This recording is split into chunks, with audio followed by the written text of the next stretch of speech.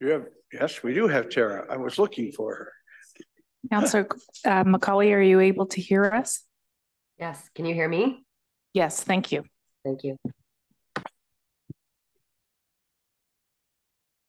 Okay, group, we will welcome everyone to our meeting tonight. This is the 12th meeting of the 143rd Council of the Corporation of the City of St. Thomas on a beautiful May evening.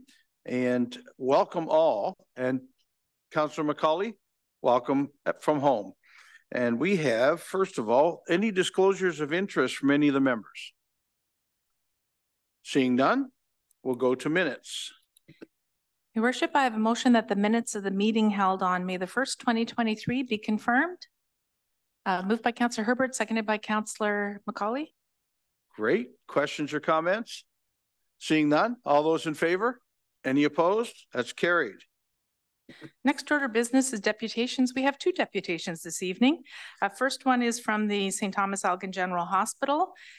First, Ms. Karen Davies will be making a presentation, and I'm sure she'll be in a position to introduce the remaining members that are here with us this evening. Thank you, Maria. I'm just going to pull up our presentation here while our board chair does our introductions. Your Worship, members of council and senior administration, we very much appreciate the time you've given us today. I should point out that in the past, every year or 2 years or so, the hospital has made a presentation to City Council. But as you all know, with COVID, this was delayed. So it was high time we came back and talked to you once again about your hospital. So judging by the welcome we received, I'm not sure we even need to introduce the people, but just to be completely official, Karen Davies is our president and CEO. Tanya Sheldon is our vice president and CFO. And Dan Ross, who's very well known to all of you, is the vice chair. Okay. Thank you, Peter. It's a real privilege to be here tonight to speak to all of you about your hospital in your community. And I think you've already seen the slide decks ahead of time, so I'll just really touch on the highlights of them. These are our mission, vision, and values. And what I really appreciate about these is, you know, we're all collectively coming through really 3 years of a collective trauma together, living through COVID, and these have really held us true as we've gone through the pandemic. So your hospital has over 1,000 employees, over 230 physicians that work there, and over 100 volunteers that collectively make up the team at Stag Hospital. And certainly coming out of the pandemic, we've seen how resilient we can be still there. You know, if you think back to the early days of the pandemic when healthcare providers were really held in a high revere, people were banging pots and pans. And then before you knew it, we had the vaccine issues, we had lots of societal issues, increasing mental health, we had the occupation in Ottawa. And so you can really see how society's really turned. And now sometimes the hospital can be a point of contention within the community. And so what I really want to touch on is how big are we? So we're a medium-sized hospital. And so what does that mean? It's different than being a large academic tertiary center, and it's much different than being a small rural hospital as well. What's unique for us is we're the only hospital in Elgin County. We work very collaboratively with all of our hospital partners around us, and some of those are small hospitals and some of them are large academic sites. And so it's we serve a combination of rural and urban. And we also send a lot of patients in and out of London, and we take a lot of patients from other surrounding hospitals as well. So medium-sized hospitals are usually the largest employer in the region that they're living. Very highly independent, sometimes has more of a challenge of recruiting physicians and health specialties. Touch wood, we don't have that issue so much in Elgin County. As I say that, recruiting all healthcare providers, physicians as well, is becoming very tricky, moving out of the pandemic time that we've been living in. Our emergency volumes are quite high, and so you will have seen that we do really well provincially with our emergency wait times, and that's not by happenstance that just happens, it's by good process. To give you a comparison of how big are we as a hospital, our emergency department volumes are going to peak probably around 57,000 visits this year. University Hospital sees about 58,000 visits.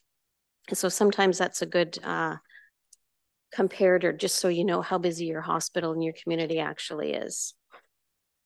We have a full service hospital. And so you'll see from the screen there, we have every service you can imagine. What we don't have on there, the tertiary level services like cardiac surgery, neurosurgery, a burn unit. But outside of those specialties, we provide a very significant portion of care to the people of Elgin County. Before the pandemic, and so you heard a lot about, you know, the spotlight really went on to acute care hospitals during the pandemic. But ahead of the pandemic, we were already struggling. We were already at capacity. So when we added new beds to the system, that was a challenge. But what wasn't being covered in the media ahead of the pandemic was how busy acute care hospitals really were. So it was not abnormal for us to be at 100% occupancy. It was not abnormal for us to add 8 to 12 beds every winter season when flu came around. And so we added 22 beds. During the pandemic, we continue to have those 22 beds open in operation, and they're generally full and over. We've additionally added, when we need to, up to 8 other beds. And you'll hear more about the building and why that's so difficult. So we continue to face some significant challenges. Many of you will have seen, all of you will have seen, hopefully, the North Tower opened up in 2018.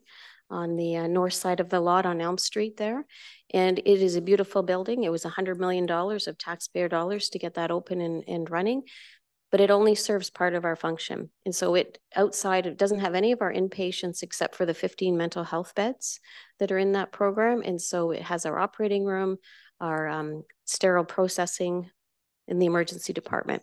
Very busy, active spot, but the lion's share of our work and our care still continues to happen in the oldest part of the building, which is an important piece because there are limited bathrooms, limited access. If you think of most buildings that were built in the 50s, they don't meet the requirements for today. So sometimes that means for us, the pharmacy might not always meet the regulation requirements for processing things that needs to be done. And so we're constantly advocating to make sure that we can have the facility that we need so we can continue to serve you well. And speaking of continue to serve, I'm going to hand it over to our board chair, Peter.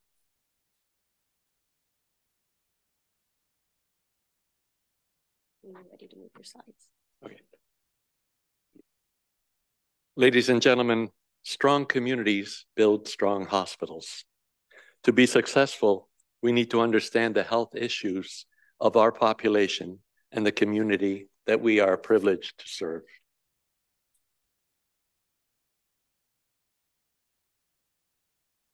$220 new households annually from 2016 to 2021.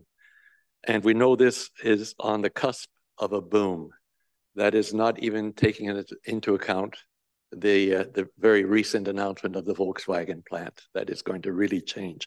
So some of our information here is somewhat outdated because of that fact that is bearing down on us. 2 years ago, the population growth rate was 0.2% higher than the rest of Ontario. Most populated areas were St. Thomas at 29,800, Central Elgin at 8,547, Malahide 5,549, and Aylmer at 5,526. Based on the ministry population data and Stats Canada 2016 census of the population, Elgin's population characteristics vary slightly from Ontario. Residents of Elgin tend to be older than the rest of Ontario. We have seen and continue to see a drift of patients coming to Steg from London, as well as our surrounding areas that we serve. And so with this graph, you can see these projections were completed prior to the announcement of VW. We have a responsibility that we ensure that the hospital can support the community growth. That is the challenge.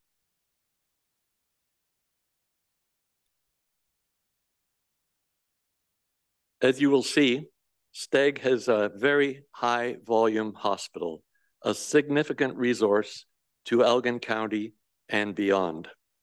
For context, Steg sees just about as many patients as University Hospital in London, and we are growing year over year in all of our services.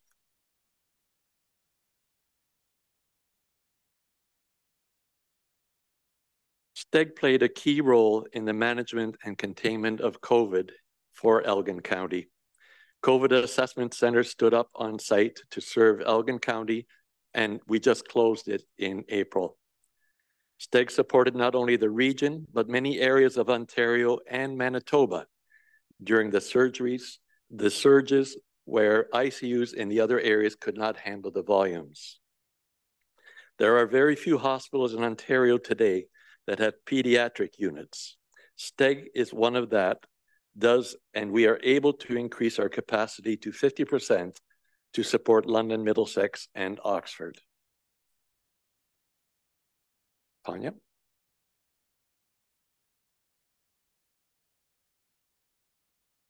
Thanks, Peter. Thank you. So the challenges that we have at STEG to date is really, and my colleague mentioned it already, the overcrowding in hallway medicine. We've been really fortunate at STEG that we take that near and dear to our heart. We don't like putting patients in hallways. So we are #1 hospital for our time to inpatient bed, getting patients out of that ED and upstairs into their room is #1 front and center for us.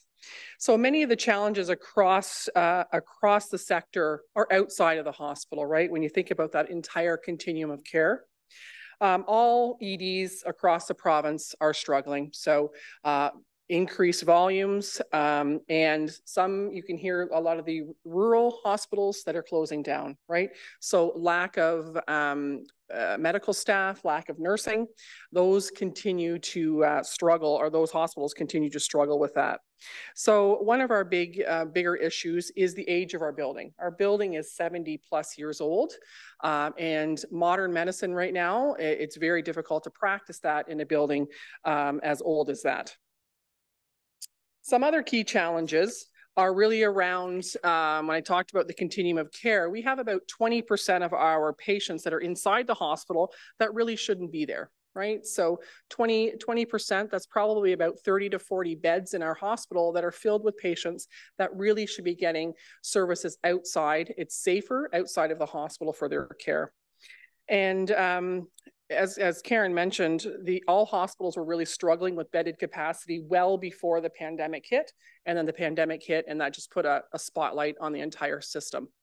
And in addition to that, we saw increased volumes in all across our EDs across the province, but specifically our hospital, we continue to see our ED volumes increasing. We're continuing to see a lot of people coming from London and Middlesex as well to use our ED when we're a #1 ED department. It's very easy for them to drive to St. Thomas. It's lesser of a wait than sitting in the ED in London. And as I mentioned, the modern medicine and an aging infrastructure. And as my colleague mentioned, you know, we are the only hospital in Elgin County. So with an aging building of 70+ years old, we don't have a backup plan if we have a critical infrastructure failure.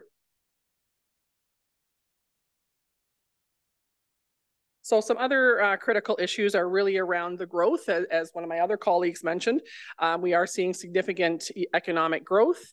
And all of our projections that we put forward does not include the tremendous announcement about the Volkswagen battery plant coming in. So all of our projections will change again as we are very excited to welcome that to our community. Limited bedded capacity. You know, a 70-year-old building, it's very, very hard to find rooms that we can safely support our staff and safely support our patients. And our escalating mental health and addiction issues across the province, but specifically in Elgin County, we're seeing a tremendous increase in our mental health programs, which is great. We want to see people use those services where we can get that for sure. And aging infrastructure, I can't say that enough. And we're really landlocked. Everybody knows where the hospital is. We're kind of stuck in the middle of a residential area. There's nowhere for us to grow, and our parking lot. So we're landlocked. So it's very difficult as we increase services, see increased volumes, very difficult to find places for these people to park their vehicles. And here's some utilization data here. I know that you've seen this in advance, but you can see the numbers don't lie here. Last year, we just finished our fiscal year end, and we were over capacity in our surgical units, over capacity in our acute medicine, 119%. So that's a testament to not holding an emerge. We want to get these patients up where they can be cared for safely. Our ED, you can see that, almost 58,000 ED visits last year. And our admissions, 7,770 patients coming through the doors and being admitted and being cared in our hospital. And I'll turn it over to my colleague, Dan Ross.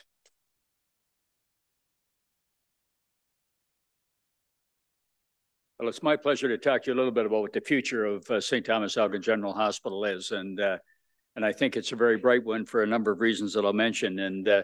But before I do that, you really build a future today. And we've been building future for the last several years at the hospital. And we've reached a point where I think the hospital has proven to the ministry and proven to many that it's capable of doing some pretty special things in Elgin County and Southwestern Ontario. And there are several examples of that.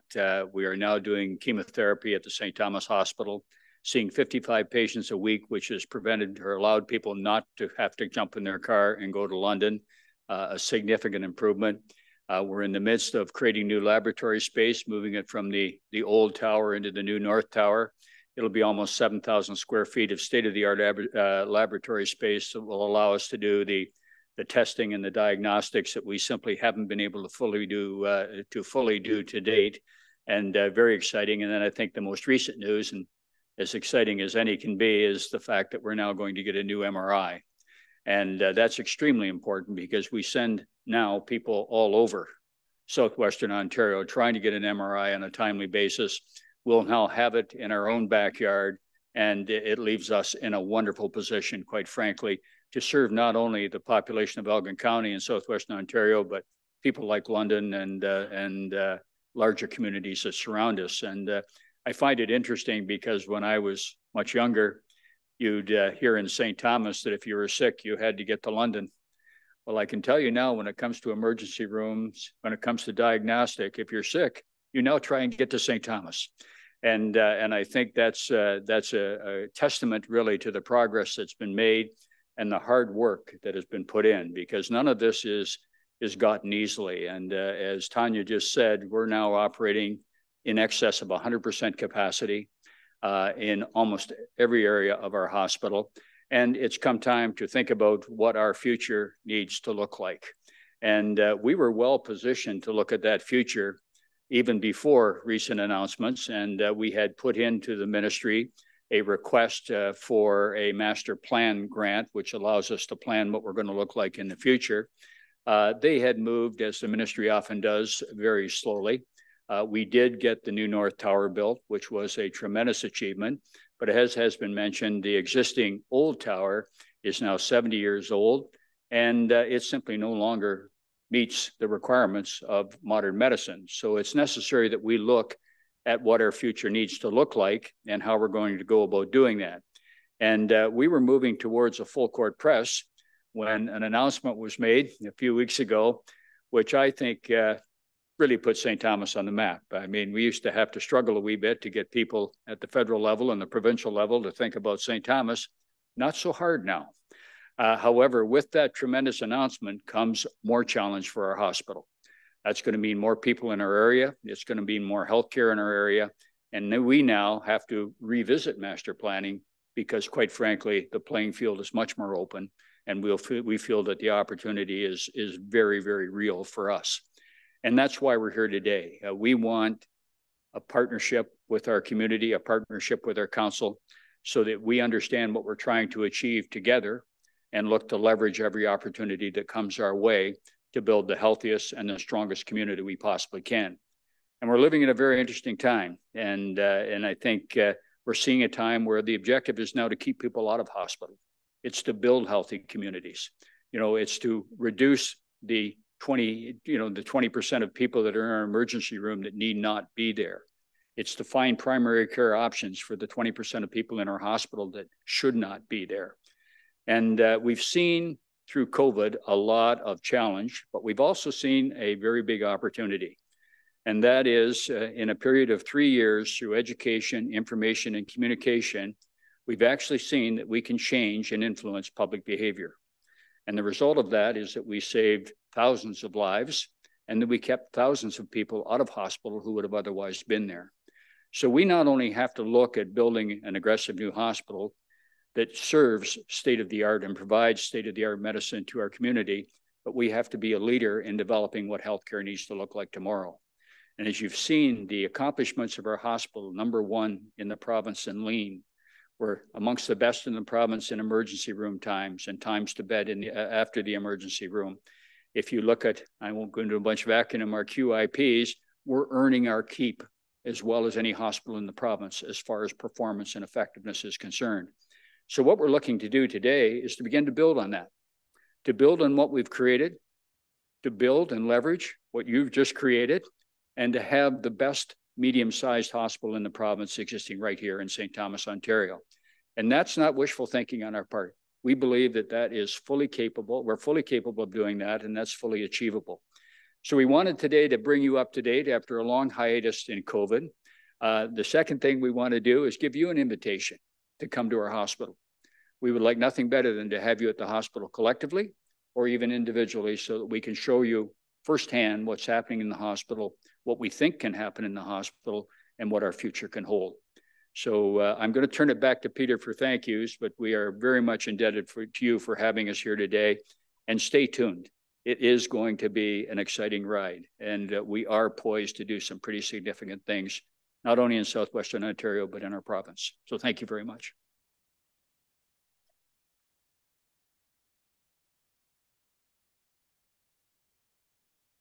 So we thank you once again for your time.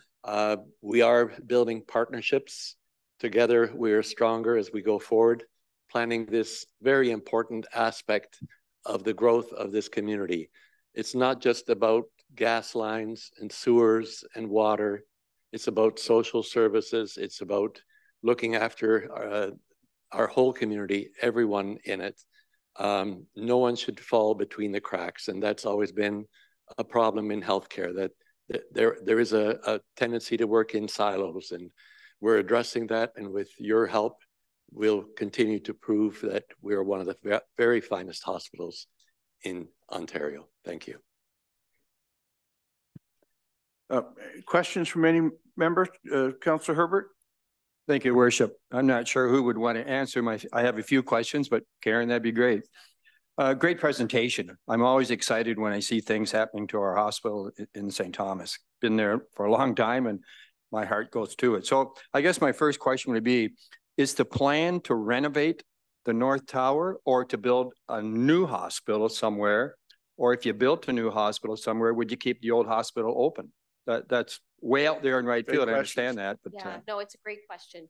It's a really good question. And so the stage we're at now is to get some funding from the ministry to do our pre-capitalized planning. So they'll have two options in that. One option would be to rebuild on the existing site.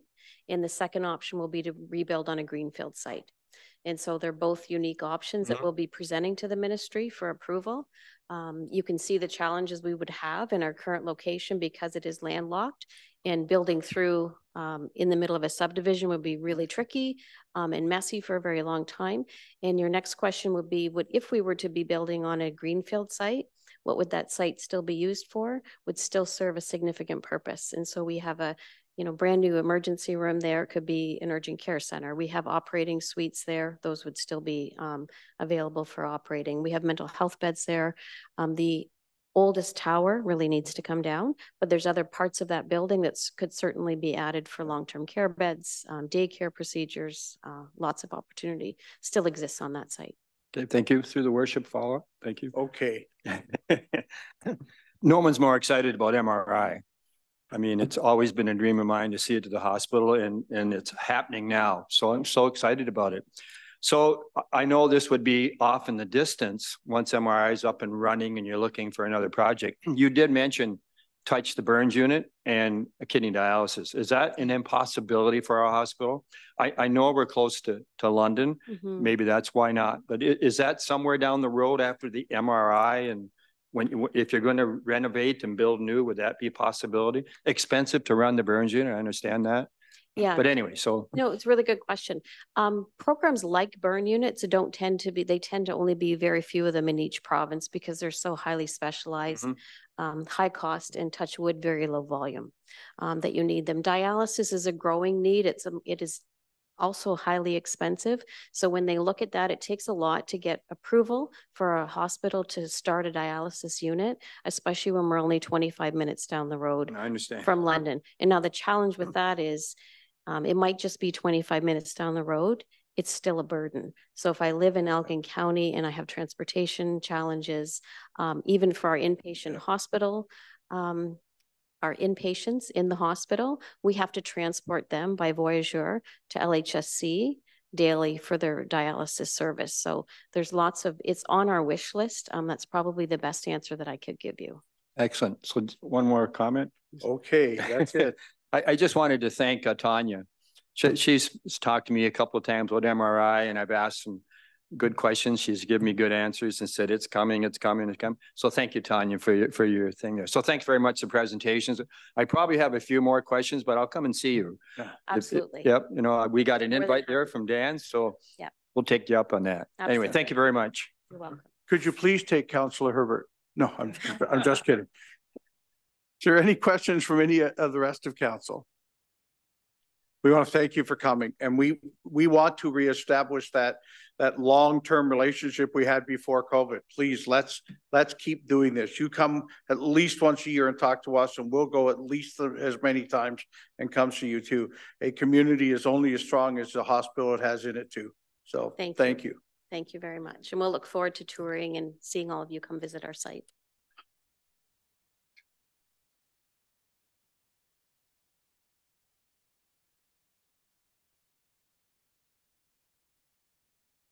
And while we'll have a bit of a spot, Terry, if you have a question, make sure you use your raised hand or really wave around a lot. Thanks. All right.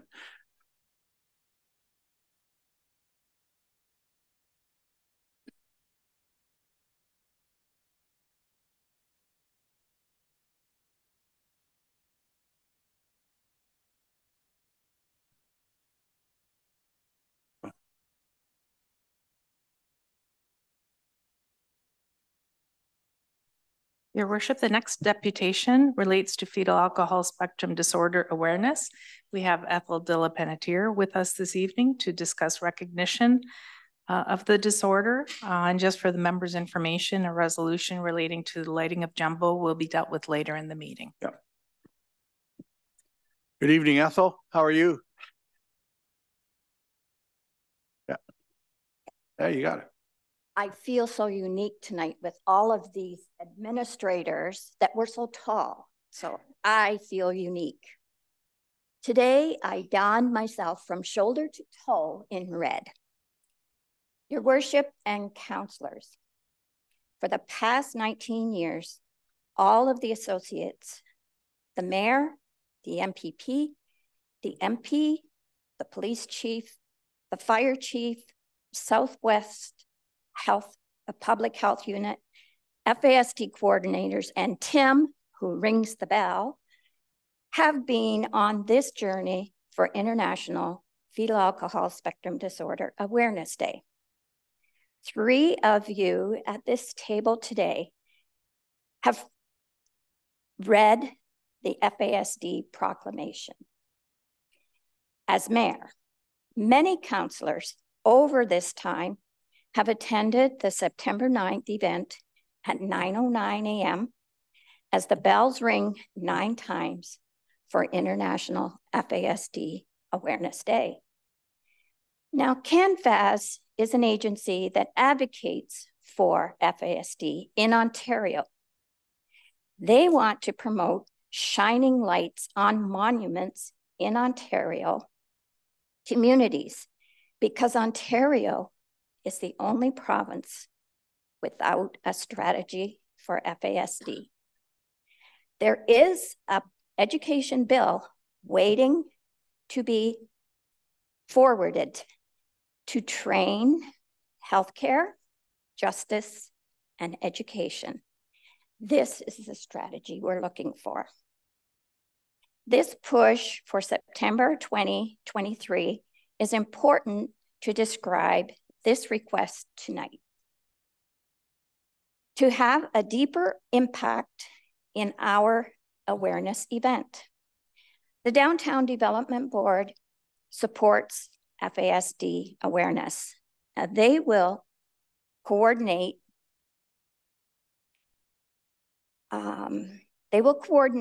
the installation of the banners downtown. Hoisting this banner in Red Shoes Rock, let's stamp out FASD.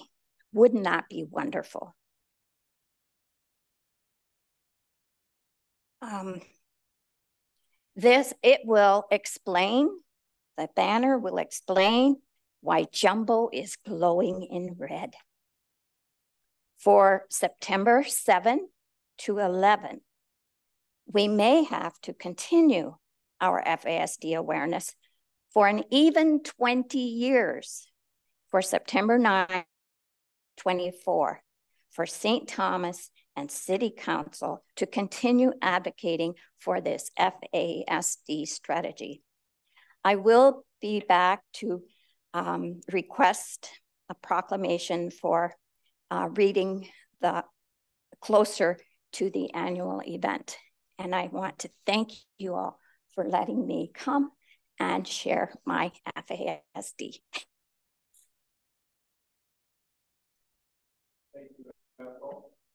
Thank you so much. Normally it's Ethel twisting my arm to make me to go someplace. It's great to have you here today, Ethel, and sharing with us what you do for fetal alcohol. And you're a great educator for people in this room, and I'm hoping the people at home. Let's talk about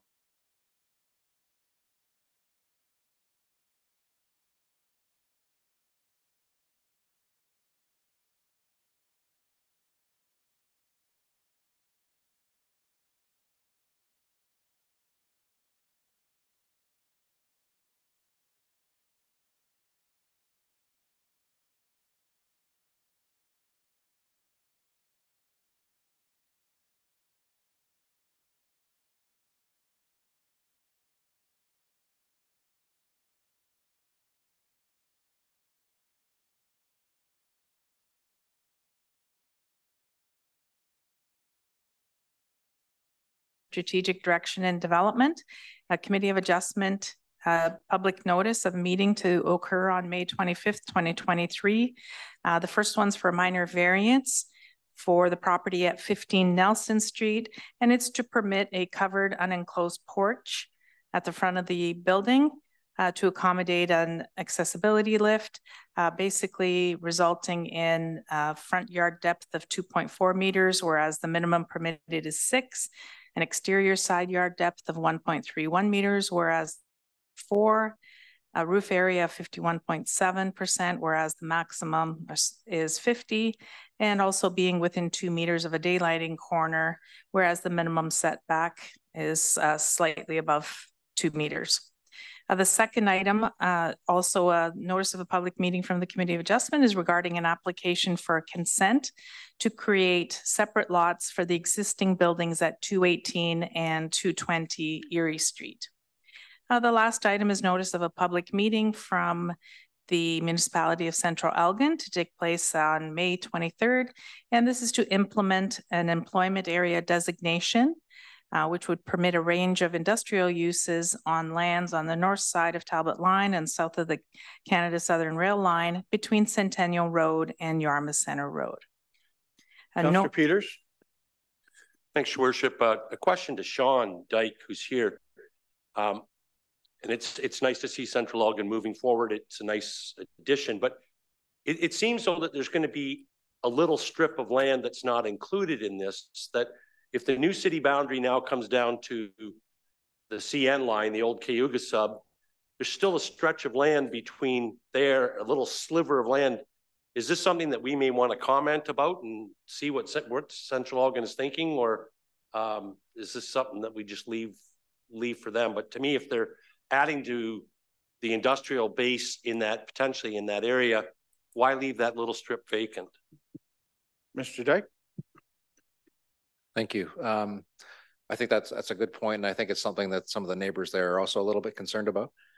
Generally, I think this process started before we had begun our land assembly on that land, or at least completed it and had it moved into the city. So my understanding is they're still reviewing that process as they go, and maybe that'll change as far as where those boundaries go. It's not finalized yet. It's just a consultation at the moment. Well, we know they're all watching St. Thomas Council tonight, right? So thank you, Councillor Peters, to pass that on. Madam Clerk? Your Worship, unless there are any further items from the members for this committee, we'll now move into community engagement and services. Nothing on the agenda at this time, unless there are any items from the members. Councillor Wookie. Thank you, Worship. In terms of services, I'd like to approach this one on this committee, and I have a question for Mr. Bray if he could take it. We have a dead ice rate, like day of dead ice rate at the arena, and I had someone contact me regarding our services at 1Password on the turf field, and they were hoping to be able to kind of rent it day of for a brief amount of time to do some. Frankly, it's a university student who's a kicker for their university football team, and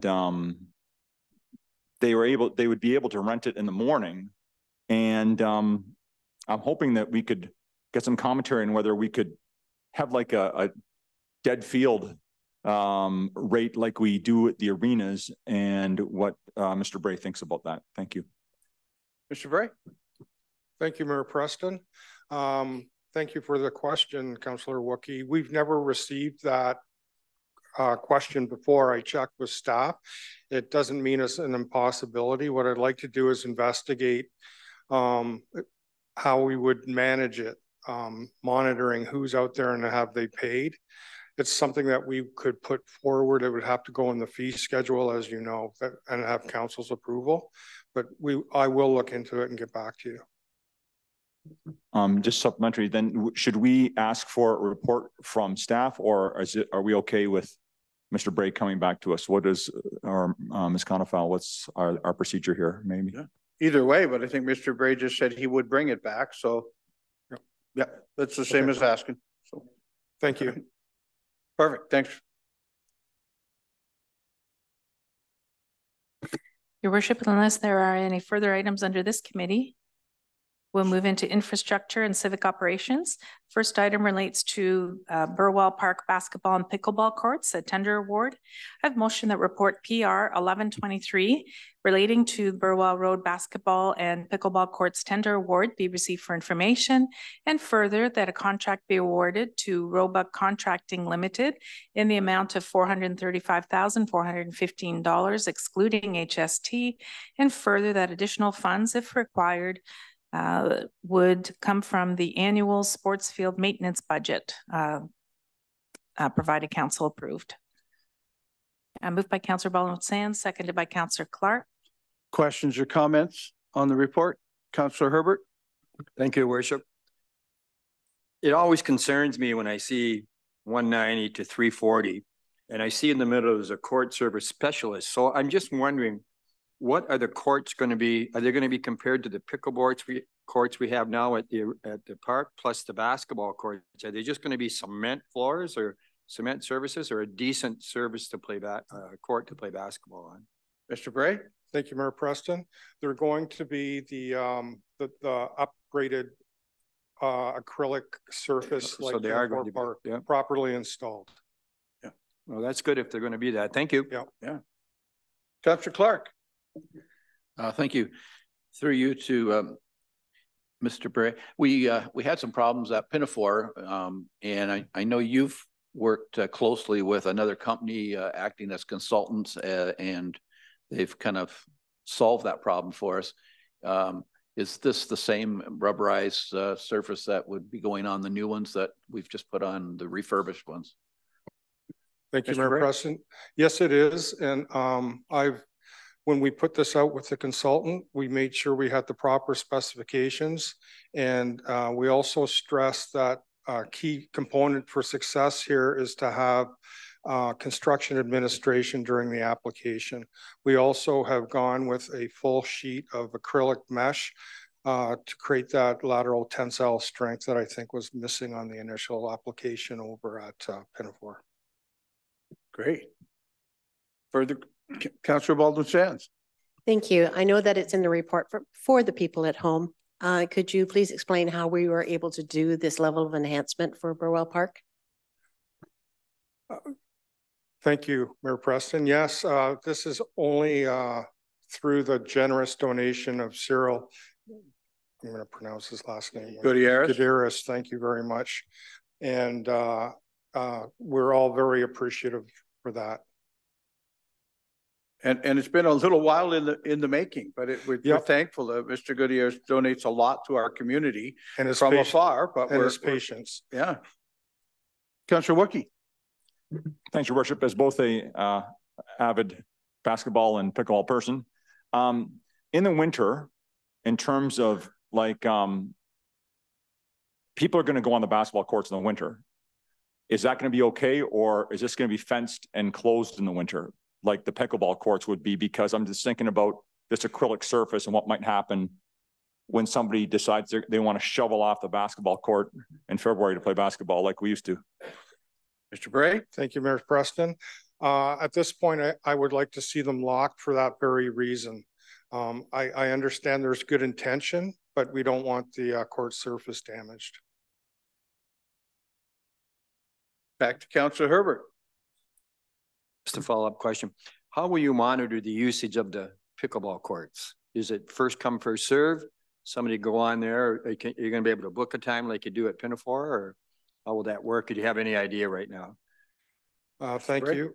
We haven't gone that far down the road.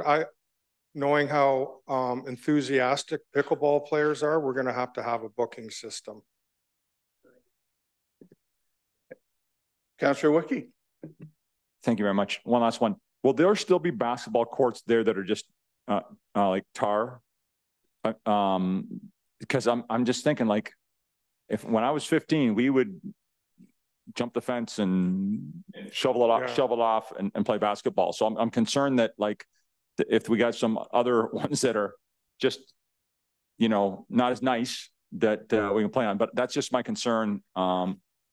It'd be nice if we had some other ones that were not quite as nice that we could throw a shovel on. But just my expression of doubt that we're not going to see people hooping on that in February. Thanks. Maybe they can go to 1Password. Yeah. There's asphalt courts there. And that is not that far down the street from the it's connected by a trail. Right. Further questions? Seeing none. All those in favor? Are there any opposed? That's carried. Your Worship, unless there are any further items under this committee. Oh, Councillor Peters. Yeah, thanks, Your Worship. I'd like to raise an item of new business, and it concerns Center Street. The police chief provided us with some information that, between January and May 1st, there were 12 collisions on Center Street. And during the same period last year, there were 4. And 7 of the 12 collisions that have taken place on Center Street have been since the construction began. And I was hoping that perhaps we could direct staff as a council to take a look at this and look at the potential, the feasibility of temporary 4-way stops to look potentially at Center and Elgin, and the other one Center and Princess, at least for the duration of the construction. We're in phase 1 right now, and I think if we were going to do it, we should look at it for the phase 2. I realize that would take it into the fall, but someone that was never a fan of 4-way stops before, I have become more of a fan of them because they do tend to slow the traffic down, I find. So I don't know if there's consensus amongst council to at least have staff have a look at this and report back. I'm seeing nods all rows. Sorry, Councillor Gibson. I'm getting very it's a force of habit, right? I have to agree with Steve. I find that I'm thinking that we should be going towards the 4-way stop for most of the Center Street intersections because people are just not looking They're just not paying attention.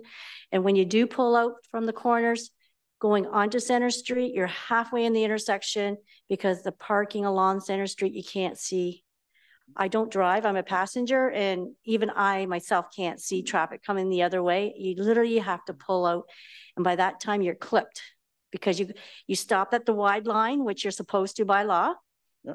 Right? And then when you pull up ahead, you're not ahead far enough. You got to pull a little more forward, and now you're in the middle of Center Street. And that's when they're getting hit, because that hesitation, each time you stop to check for traffic, there's someone already there.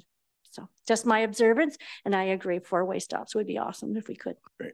Great. So we have a request, and I've seen nods from every councillor. Is there anybody opposed to us asking staff to bring this back as soon as they can? Mr. Lawrence?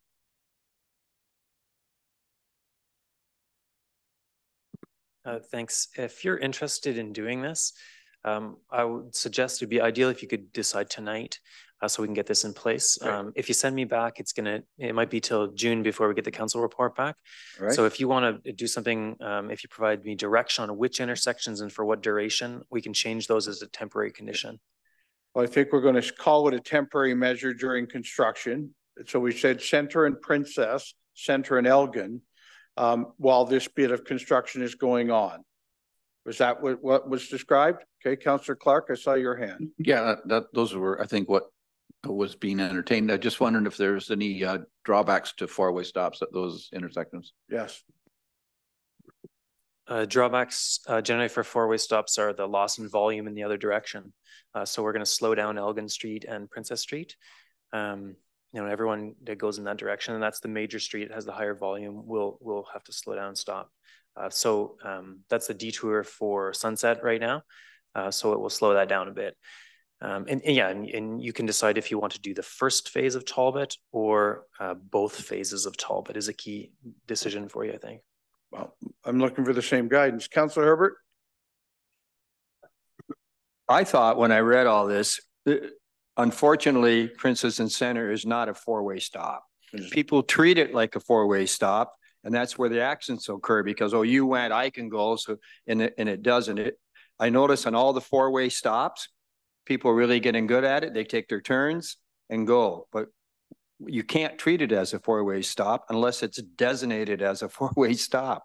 People think it's a four-way stop that you went, I went, collision. Anyway, that was just how I interpret it, that it should be four-way stops like you're talking about. So temporary anyway, so.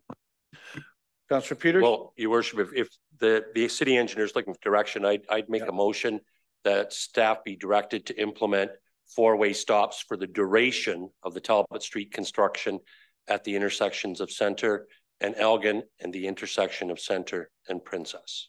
Very clear. And you, sorry, seconded by Councillor Baldwin-Sands? Okay. Further questions or comments? Councillor Wickie. Thanks.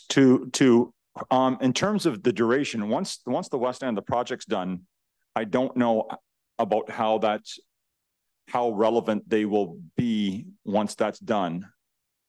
And secondly, I have a real concern about the traffic north-south on Elgin Street. If it's the detour for Sunset. But now the Sunset thing's only on till May 19th? Yeah. Okay, so, okay, I'm less concerned about that then. But I just would like to get Mr. Lawrence's opinion about it being for the duration, because I think that once we move construction down the street, the flow, I'm thinking about how I would do it. I don't know if those are then relevant, but I'm not an engineer. So there we go. If we added the wording at your discretion or the department's discretion to remove it when no longer necessary,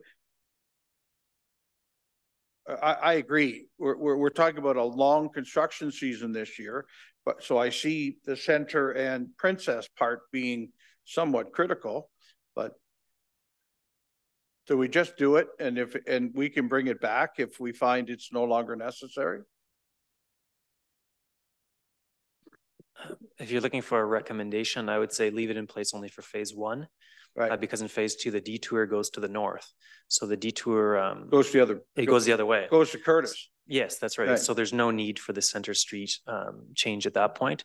If we get into phase 2 and you find that you want something additionally, we can add it then. Okay. All right, everybody feel good about where we're at? Then all those in favor? Are there any opposed? That's carried. Thank you, Mr. Lawrence. Anything else under infrastructure or civic operations? If that's where we were.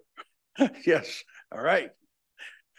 Seeing nothing further, Your Worship, we'll now move into corporate governance and administration. First item relates to requests from the Kinsman Club. I have a motion that report TR 1023 relating to Kinsman Club requests be received for information, and further that council exempt the Kinsman Club from the fee provisions of section 6 of bylaw 23-2002 concerning the licensing, regulating, and governing of the sale of goods for the period from May 16th to 22nd and June 24th to July 1st, 2023. A move by Councillor Kohler, second by Councillor McCauley. Questions or comments on the report? Councillor Herbert. Thank you, Worship.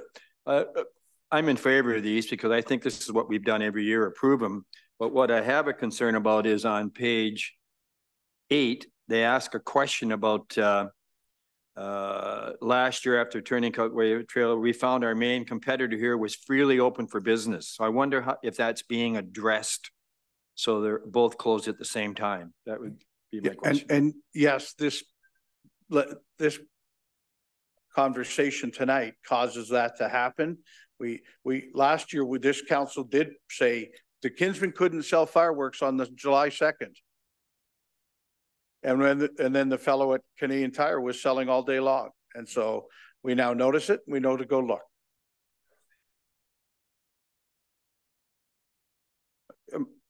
Mr. Treasurer, am I close to right?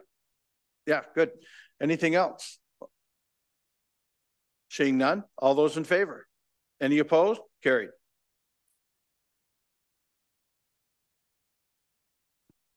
Your Worship, unless there are any further items under this committee,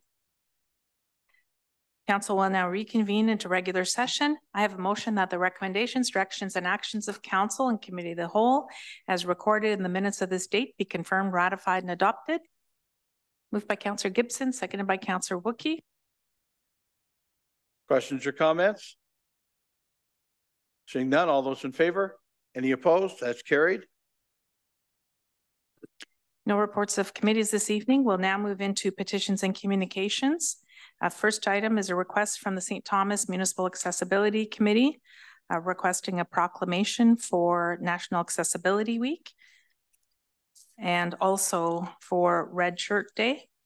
I have a motion that Council of the City of St. Thomas proclaim May 28th to June 3rd, 2023 as National Accessibility in the City of St. Thomas, and further that the accessibility flag be flown at City Hall from May 28th to June 3rd, 2023, and further that a flag raising ceremony be held on May 29th, 2023, and further that May 31st, 2023 be proclaimed as Red Shirt Day in the City of St. Thomas. Moved by Councillor Wookey, second by Councillor Gibson. Questions or comments? Seeing none, all those in favor? Any opposed? Next item relates to the request for jumbo lighting for Fetal Alcohol Spectrum Disorder Awareness Day. I've motioned that the jumbo monument be lit in red from September 7th to 11th, 2023 in recognition of Fetal Alcohol Spectrum Disorder Awareness Day. Moved by Councillor Peters, second by Councillor Clark. Questions or comments? Seeing none, all those in favor? Are there any opposed? That's carried. Next item is a letter received from CJ Allen, chairperson of Good Vibes Community Association, requesting the closure of the alley north of Talbot Street between City Hall and St. Catherine Street to vehicular traffic from May 19th to September 9th, 2023. Your Worship, if members wish, I can have a motion ready that the request be referred to administration for a report. I've seen every head say yes and yes. Support. Great. All right. Then let's do that. That was moved by Councillor Peters, seconded by Councillor Gibson. Questions or comments? Councillor Herbert? Thank you, Worship. I'm assuming this will be sooner than later. Yeah. That it'll happen. Okay, Yeah. thank you. All those in favor? Any opposed? Carried. Next item is a letter received from the Municipal Property Assessment Corporation Board of Directors regarding the corporation's 2022 annual report, available on its website, and as well as the 2022 performance report. And also provided was a copy of the 2022 financial statements for MPAC. Your Worship, that concludes the items on the agenda under petitions, unless there are any items from the members. Seeing none, we'll now move into unfinished business of council. Seeing no items, new business of council.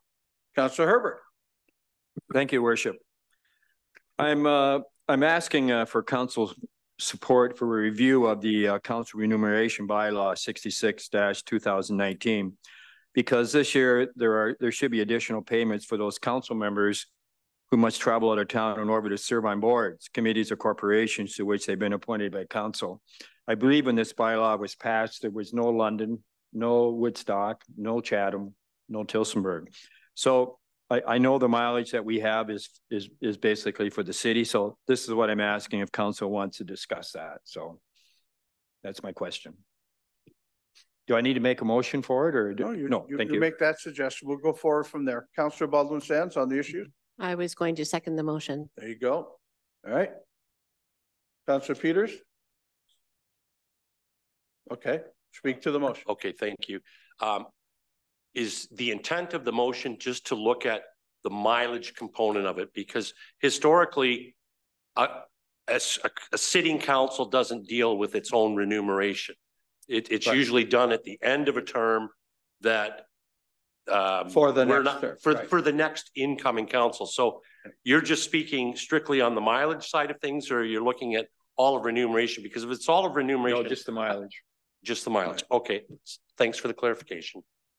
Councillor Baldwin-Sands. Thank you. I would also like to address the outside boards when you are chair or vice chair, because there is additional monies that are available for that because of the extra workload that happens for the chair and the vice chair. Okay. So if it could be for the mileage and for the extra remuneration provided for chairs or vice chairs of outside committees.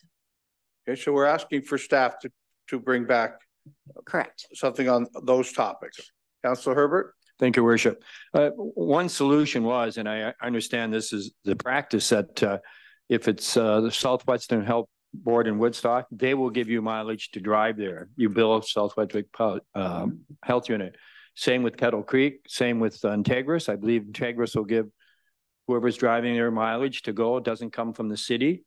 So that's more what I'm looking at. If that's that can be part of the report. Yeah. Okay. And even for the mayor, you have X number of dollars, but when were you driving to Toronto so many times and in the last 6 months where you're taking mileage maybe out of your own pocket? I don't know, but anyway, it more if they're willing to give us mileage to drive to Woodstock or Tillsonburg or London, I don't see any reason why we can't do it, because if not, I have you will realize that each of those agencies are funded by us. Yes. So we kind of are taking our own money there too.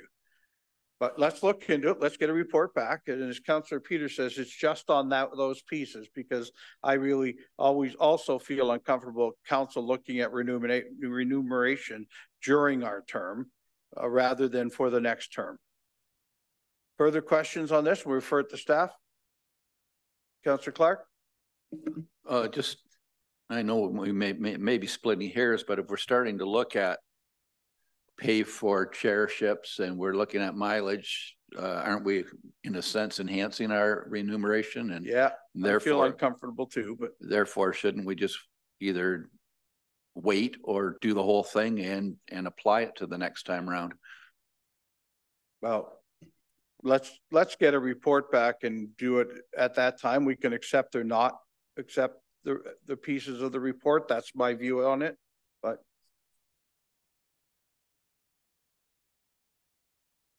City Manager? Thank you, Your Worship. To the members of council, certainly happy to bring a report back. It might be helpful to have an understanding of where we're at and how we're compensated and what your bylaw provides. We can provide some additional information about what happens in other communities as well. And maybe that's where we start. And so is to acknowledge the fact that we're early in the term and don't want to necessarily change remuneration at this point in time. Appreciate the question about mileage, and we can report back on that as well, if that's of interest to council. If I can ask from the chair, this doesn't stop us from being able to have another look at this later on in our term for the next term. Okay, great. Okay, further discussion? Seeing none, all those in favor? Any opposed? Carried. I have a couple of new business items. Does anybody else have anything else? First of all, tomorrow is the Ontario Province's Day of Litter, or Day of Litter Cleanup. And I know that there's many, it's not the Day of Litter, okay? That's wrong, all right? Don't go out there and make litter tomorrow, because it's tomorrow. Many of the departments here at City Hall are spending some time out doing cleanup, and we know that many other businesses in town have also committed their staff to, the deal was to spend 10 minutes around your business or around your home or with your family. So please, it's an extension of what we did over Earth Day and what we're doing on neighborhood and mayor's cleanup stuff. So please, that's also tomorrow.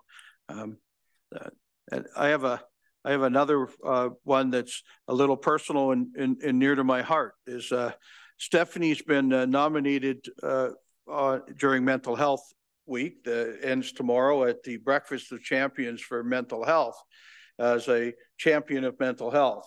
And so she's nominated for an award at that tomorrow, and we'll know tomorrow morning how she did. But I always said if I had the chance, I'd say her name at council in a pleasant way.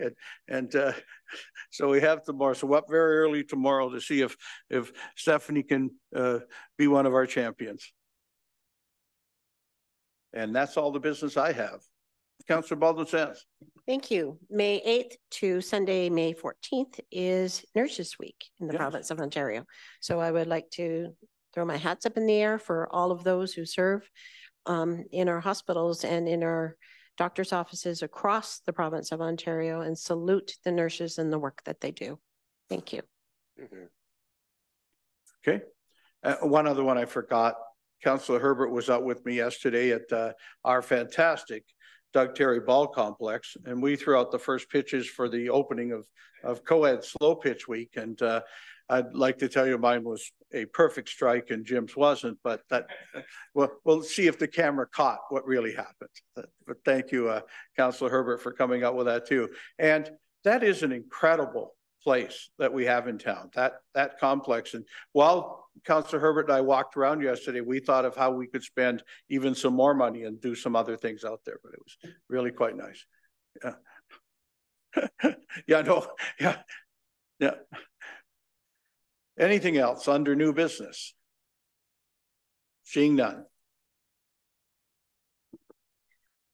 We'll now move into bylaws. I have a motion that leave be granted to bring in the bylaws. Moved by Councillor Clark, seconded by Councillor Peters. Questions or comments? Seeing none, all those in favor? Any opposed? Carried. I have a motion by Councillor Clark, seconded by Councillor Peters, that the bylaws be now read a first time, referred to council and committee of the whole, and read a second time. Questions or comments? Seeing none, all those in favor? Any opposed? Carried. Councillor McCauley. First bylaw, please. First and only. Thank you. First and only bylaw is a bylaw to confirm the proceedings of the council meeting held on the 8th day of May, 2023. Questions or comments? Seeing none, all those in favor? Carried. And I rise and report the successful passing of this bylaw. Did you say lonely or only? Is it the lonely bylaw or the only bylaw? It could be both, but it's the only. Your worship, I have a motion by Councillor Clark, seconded by Councillor Peters, that the report of council and committee of the whole on the one bylaw be received and adopted. The same be read a third time, engrossed, signed by the mayor and clerk, sealed and numbered. Questions or comments? Seeing none, all those in favor? Any opposed? Carried. We'll now move into public notice. The city hereby provides notice of its intention to adopt bylaws to establish 2023 property tax ratios and property tax rates at its meeting to be held on Monday, May the 15th. The council meeting will be available to the public in person or on Zoom and can be accessed through a link on the city's website. No notices of motion this evening. There is a need to move into closed session. I have a motion that this meeting be closed to deal with matter that of scientific, technical, commercial, or financial information supplied in confidence to the municipality, which if disclosed, could reasonably be expected to prejudice significantly the competitive position or interfere significantly with the contractual or other negotiations of a person, group of persons, or organization.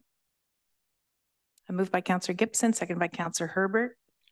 Okay, as per normal, folks, before we vote on, we'll tell the folks at home that our meeting is now completed.